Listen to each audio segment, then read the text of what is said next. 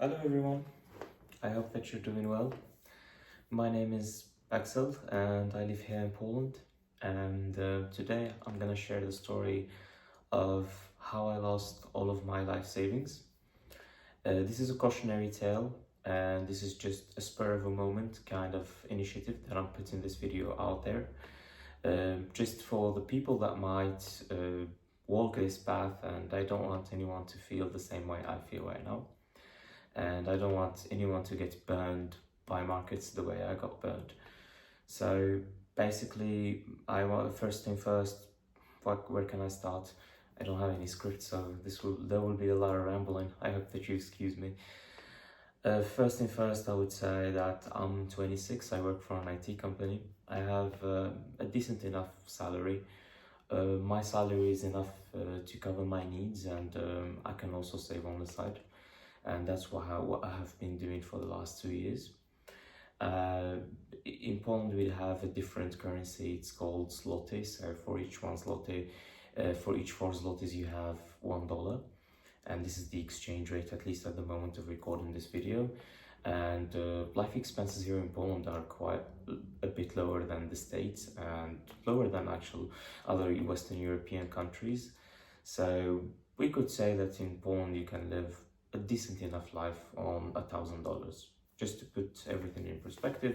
And also salaries here are much lower than the States, so the average salary here is something like maybe $1,500 per month. That's the average salary that people get, and even this can be a figure before tax.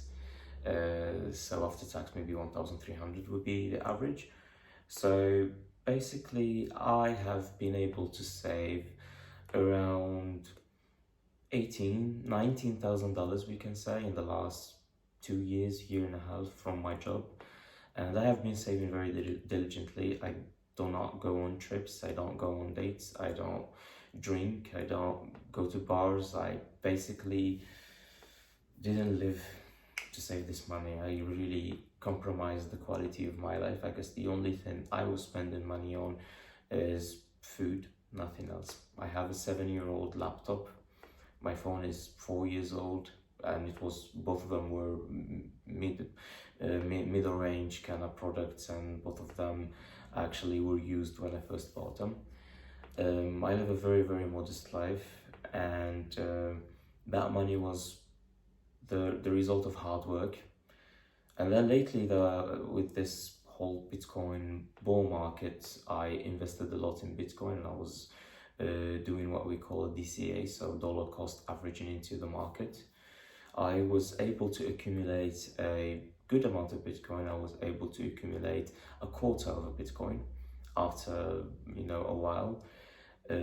But when the rally started getting overheated, when Trump got elected, I unfortunately made the very bad decision of day trading my assets, which was very wrong of me to do now in hindsight, but hindsight is 2020. I started with my $18,000, and I was able to make around $5,000 to $6,000 to even $10,000 per day. So in the span of a week, I was able to double my money, and even more than that. It went up to 36,000. I even reached 40,000, and even more than 40,000. I think it was 43,000 in unrealized gains, because I didn't exit one position, but in cash, the positions I exited netted around 40,000. So that is quite a bit of money. That is the money that I can put as a down payment, as a 20% down payment for a house here in Poland. I can buy a really, really nice car, and that amount of money is what people consider maybe top 1%, top 5% richest people in this country, really, in terms of savings. That's quite a bit of money, and life-changing amounts of money. Unfortunately, just like every day trader, every gambler, I would say, I was not able to pull out. And this is where the cautionary part of this tale comes. Please take profits, please use stop losses, please do not overstay your welcome. We all know the story of Sisyphus, and Sisyphus got too close, not Sisyphus, Icarus got too close to the sun and his wings melt. And I guess my wings melted because I was flying too close to the sun. I was greedy, and my greed knew no limits. And every time I was looking at new milestones, at the time when I had 100,000 zloty, I was like, oh, maybe 150. I made it to 150, I was like, maybe 200. And at 200, I was like, oh, maybe a little bit more, maybe 2,000, 3,000 more, so I can buy a laptop and the phone, because I don't have a new phone, whatever. And I kept going from there, every time increasing my greed, and every time chasing the markets until yesterday came. And at that point, I was trading for like 4 days on no sleep. Poor decisions were made, for sure. I didn't exit positions I should have exited. I didn't stay in positions I should have stayed in. If I stayed in those positions, maybe I would have been even more profitable now. Maybe if I exited positions that I shouldn't have, overstayed my welcome until liquidation on, maybe that would have been good as well. You know, your plan when you're trading works until it doesn't. You can use Fibonacci supports, you can use lines on the chart, you can use all of that, but once a market is within what we call price discovery, you really cannot win. You really should lower your risk. You really should never use leverage in those situations. And those are mistakes, some of the mistakes that I made, because I'm sure I made many more. And I lost all of my money because of that. You know, the thing is when the price reached 94,000 and it was up against resistance, up against 95k resistance on the Bitcoin chart, it was such a surreal moment because we never seen something like that before.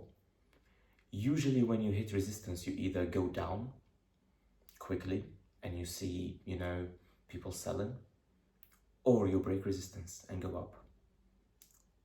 And of course you can stay there, but not for very long. That is a rare occurrence. Imagine a rally with low volume reaching an all-time high and nobody want to sell. The price just keeps going up. You can look at the volume chart, it's so small, yet the price keeps going up because nobody want to sell. There were no sellers in the market. The hype was euphoric, and you know, when markets reach euphoria, that's when you should pull out, but greed. Anyways, for now, I'm gonna talk about the psychological side of such a loss. This happened yesterday. I don't know who I am anymore. I don't know if I can sleep, if I can do anything. I skipped work today. I hope I can keep my career, because if I keep staying in this low point in life, if I keep being, you know, depressed or whatever, maybe my managers will not like it and they will just fire me. I wouldn't like that to happen, but it's a possibility. So I need to be aware of that. Also, I'm not sure how I feel. Probably it's shock. You know, you have denial, then shock, then grief, then acceptance. Probably I am in shock. This is what I would say. But